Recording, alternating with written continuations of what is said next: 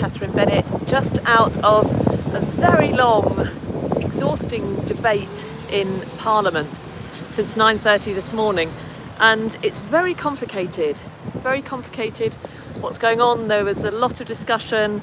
It was around the amendments that were put forward following the second reading.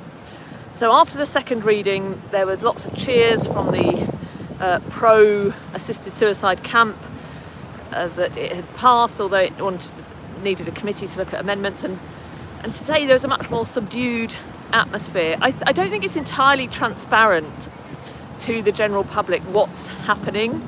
I think that the general public just want a yes or a no, which is understandable. I think we all do. Nothing so clear today, I'm afraid. Throughout the debate, which went on for many hours, there were a number of people saying that the time had been limited, that more time was given to other more insubstantial, less substantial matters than had been given to this life or death matter. It's a private member's bill rather than a government bill, and so therefore it's restricted in terms of time, and it doesn't have limitless hours. So we were reminded often that it was following procedure, although it seemed harsh given the nature of the subject. Throughout the debate, there were people saying, what will the Speaker of the House decides on a closure motion. So will this be closed and the voting on the amendments take place?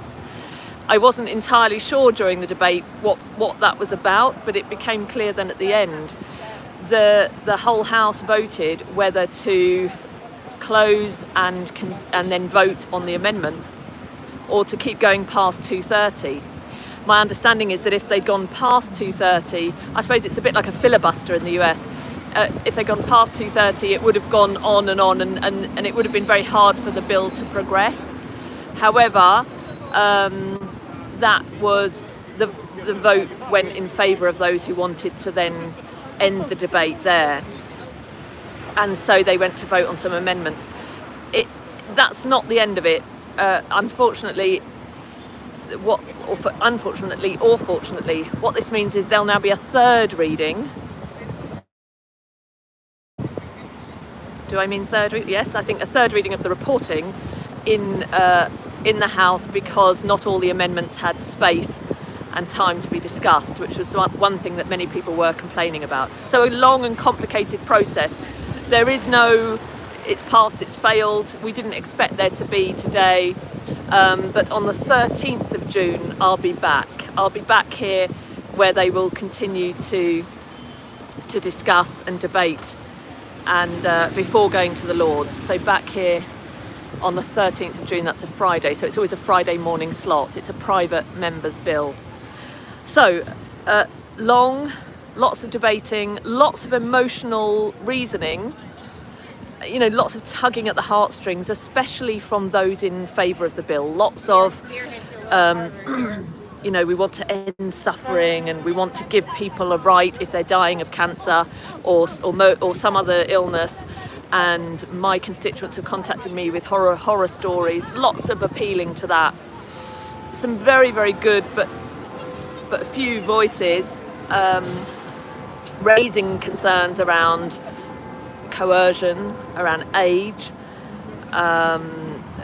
those who just turn 18, whose brains are not yet fully developed, would be considered adult and therefore could be coerced. Lots of concern around that, around Down syndrome, around learning difficulties. Really, really good people speaking up and saying their fears. It was disappointing to see there was almost smirks around this, rolling of eyes and smirking from those who had sponsored and proposed the bill. Very much a sense of, oh, don't be silly, this will never happen. And yet so many stories coming out from Oregon and elsewhere in the Netherlands were used to demonstrate that indeed that slippery slope is real, and no matter what safeguards you put in place, we can't be absolutely sure that they will safeguard at all. It's very interesting because, of course, we know we're talking about people. We kept being told, don't worry, we'll have panels, we'll have experts, trust the experts, a lot of that on the side proposing the bill. And but we are human, fallible people, and a couple of people made the point that this is a seismic shift. This is no small thing. This is changing the very nature of how we understand ourselves and our medical profession, and it will. And there were also concerns raised by the wonderful Edward Lee, who was saying if you are a care provider, a Catholic, a religious care provider, and you cannot make it so that none of your staff will be able to give assent to this assisted suicide, you'll simply have to shut down your business. It's like the sort of stuff around the bakery and the rainbow flag cakes that were being requested by gay couples and all that furore. So lots of concerns there around that. And of course it's Christians, it's our Christian heritage, it's Christianity that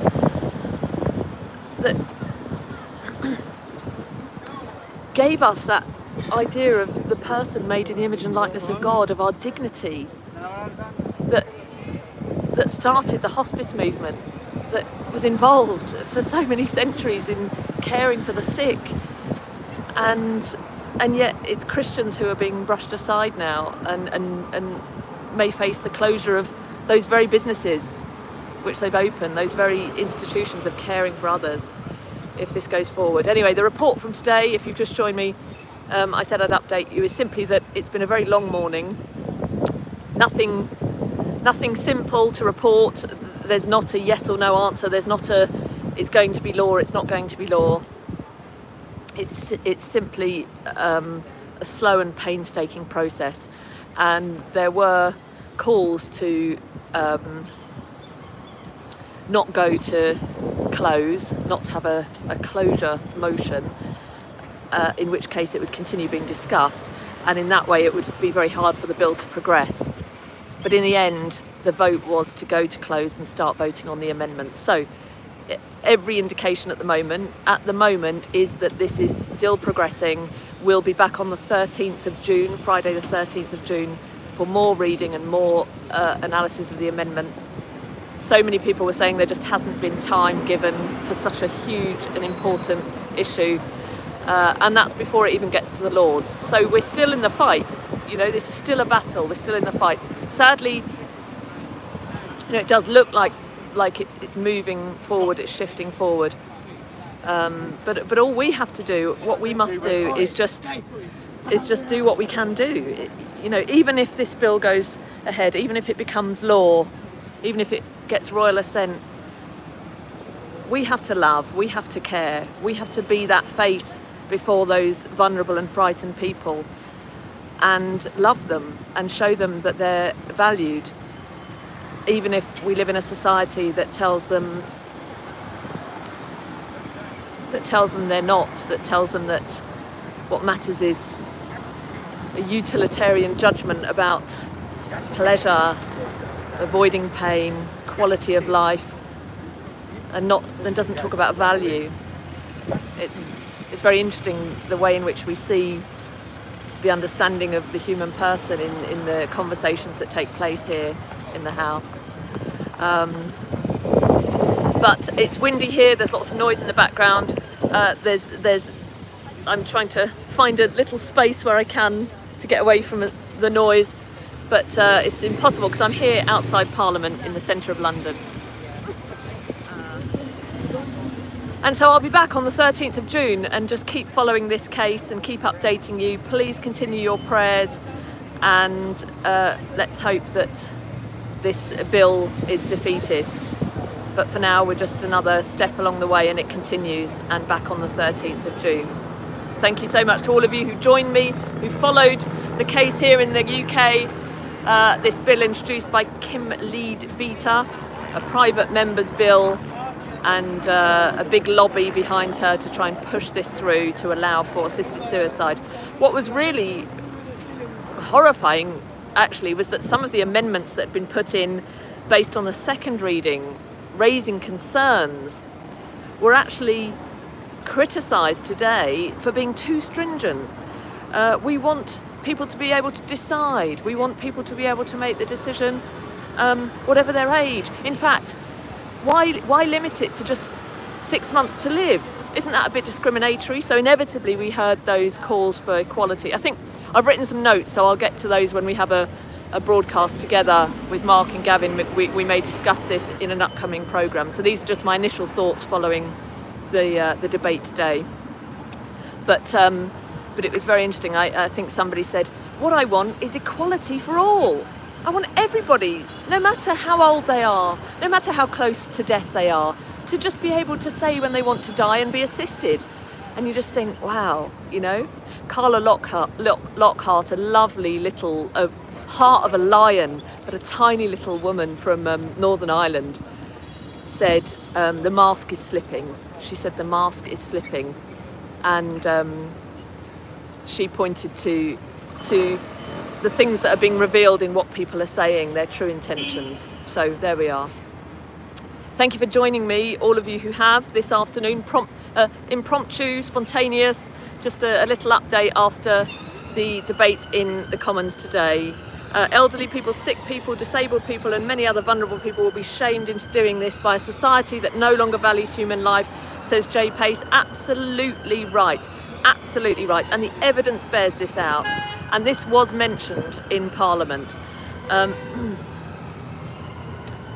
Somebody said, Lindsay Lou, I used to be for this, but I am definitely now against it. That's wonderful to hear. Thank you, Lindsay, for joining me here. Our civilization is collapsing. Lord have mercy. Lord have mercy. Yes, absolutely.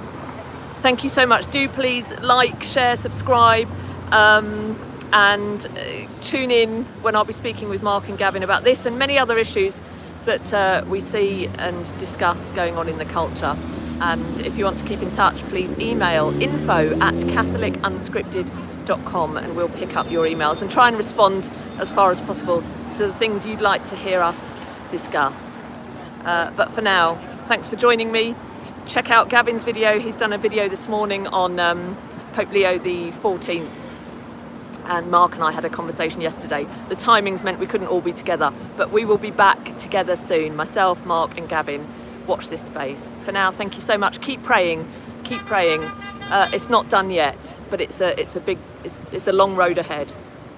Thank you. Now I just need to work out how to stop this. God bless. Thank you all.